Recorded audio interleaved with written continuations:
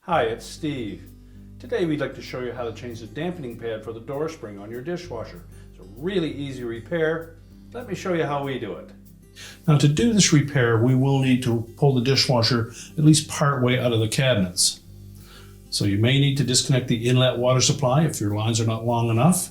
You may also need to disconnect the drain hose if it's not long enough. And you will definitely need to disconnect the power to the dishwasher. So if your model uses a cord, simply unplug it. If not, locate the electrical panel, turn off the appropriate breaker or remove the appropriate fuse. Then next we'll disconnect the two mounting straps at the top of the dishwasher that secure it to the bottom of your countertop, and then we can pull the dishwasher out and do the repair. Now, with the dishwasher pulled far enough out of the cabinets that you can access the whole spring and link assembly, well, first of all, make sure that the door is latched completely shut.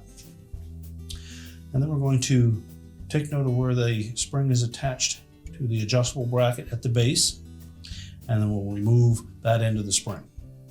With the spring disconnected, simply lift the link off of the end of the door hinge. And we'll take the new pad, we'll just pull that hinge away from the dishwasher frame, and we're going to push that all the way up into this position.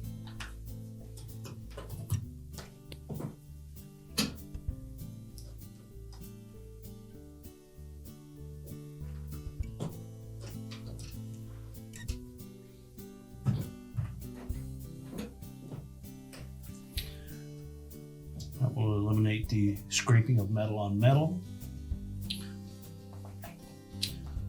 Now, to reinstall the spring and link assembly, first of all, make sure that the pointed end of that spring is pointing in towards the center of the dishwasher. Hang the link over top of the hook on the door hinge.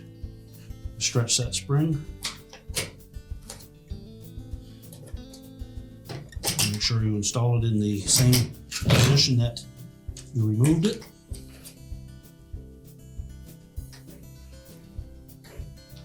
Now we're ready to push the dishwasher back into the cabinets. Now, with the dishwasher pushed completely back into the cabinets, we've resecured it to the bottom of our countertop. If you disconnected your water line, you'll need to reconnect that and turn it on and make sure we have no leaks. If you've disconnected your drain hose, you'll want to reconnect that, and again, make sure that you have no leaks. We're now ready to reconnect the power, and your repair is complete.